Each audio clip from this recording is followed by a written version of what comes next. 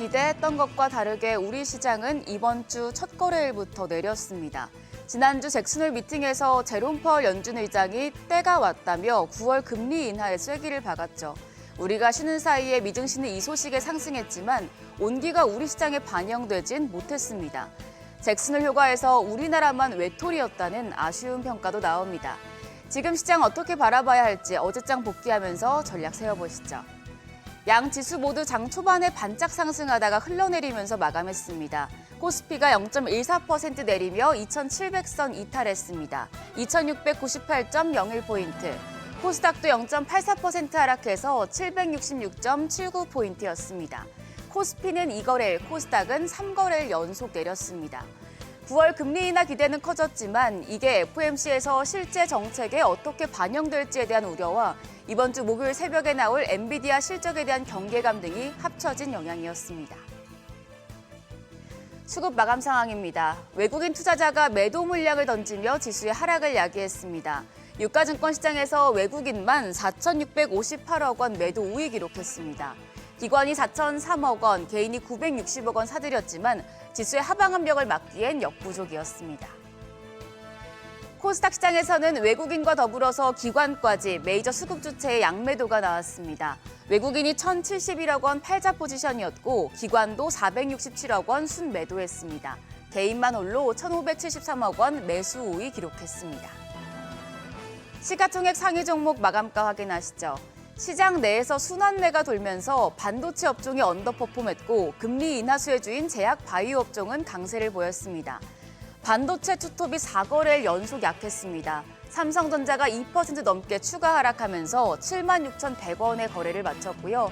SK하이닉스도 3.18% 추가 조정을 받으면서 18만 닉스 선마저 무너졌습니다. 종가는 17만 9,600원이었습니다.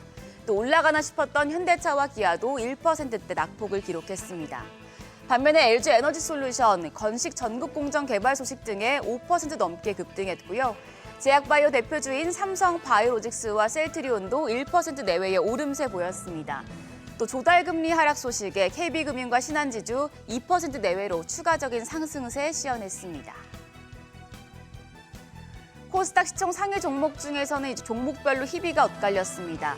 2차전지 대표주 중에서는 에코프로만 소폭 올랐고요. 또 직전 거래일에 제약 바이오 섹터가 워낙 시세를 냈던 터라 조정을 받는 모습이었는데요. 리가캠 바이오만 4.59% 추가 상승에 성공했습니다. 그 밖에 클래시스가 1.34% 올랐고 레인보우 로보틱스 1.25% 올라 시총 10위에 안착했습니다. 환율은 크게 내렸습니다. 정규장 마감 시간 기준 달러 대비 원화 환율은 12원 떨어지면서 1,326원 80전에 거래를 마쳤습니다. 5개월 만에 최저 수준입니다. 잭슨홀 미팅 이후에 미국의 금리 인하가 임박했다는 인식에 달러가 약세, 엔화가 강세를 보인 영향이었습니다. 환율은 탄탄한 미국의 내구재 지표에도 평온한 모습을 보이다가 역외 환율이 좀 올랐습니다. 미증시가 상승에 따른 피로감과 엔비디아 실적 경계감 속에 혼조세를 보인 데 따른 것인데요. 오늘 외환 시장 1,320원 후반대에서 상승 출발할 가능성이 크겠습니다. 당분간 시장 재료가 없는 상황에서는 이 환율 변동에 따라 우리 시장이 움직일 가능성이 높기 때문에 외환 시장 동향 예의주시해 보셔야겠습니다. 시장이 그토록 기다렸던 금리 인하 신호를 던졌지만 막상 시장은 하락세를 보였습니다. 금리가 내리면 위험 자산 선호 심리가 강화하고 유동성이 늘어나면서 지수가 오를 것이란 기대와는 상반된 모습이죠. 증권가에서는 금리 인하 시기에 강했던 중소형주를 눈여겨보라는 이야기가 나옵니다. DB금융투자는 이제는 중소형주를 눈여겨볼 시기라고 강조했습니다. 위험 자산 회피 심리가 빠르게 진정됐지만 시장이 다소 약세장에서 초기에 관찰되는 패턴을 보이고 있는데요. 이럴 때는 개별 종목보다도 하방 압력을 상대적으로 잘 견디고 있는 업종을 선택하는 게 중요하다는 설명입니다. DB금융투자는 최근 수익률 순위가 상승하면서 상위권에 위치해 있는 건강관리와 증권, 유틸리티 업종 등에 관심을 가질 것을 추천했습니다. 그리고 해당 업종에서 투자 매력이 높은 중소형주를 추천했는데요. 저평가돼 있으면서 또 산업적으로도 성장 가능성이 큰 종목으로는 동아소시홀딩스와 보령, TNL 등을 추천했습니다. 보통 금리 인하 초기에는 중소형주가 대형주보다 강세를 보였었기 때문에 중소형주에 대한 증권가의 보고서들도 체크해 두시면 좋겠습니다. 오늘장에 영향을 줄 이슈도 체크하시죠. 오늘은 굵직한 산업 이벤트들이 다수 예정돼 있습니다. 우선 2024 세계 제약바이오 건강기능 산업 전시회가 개최됩니다. 다양한 제약과 바이오, 건강기능식품 분야의 포괄적인 네트워킹 기회를 제공하기 때문에 관련주들의 새로운 모멘텀이 될 수 있겠습니다. 그리고 금융위원회의 코리아 핀테크 위크도 개최가 됩니다. 핀테크 관련주들 주목받을 수 있겠고요. SK이노베이션과 SKENS의 합병이 결정될 임시 주주총회도 개최됩니다. 주총에서 안건이 통과되면 오는 11월 매출 88조 원, 자산 100조 원 규모의 초대형 에너지 기업이 탄생하게 되는데요.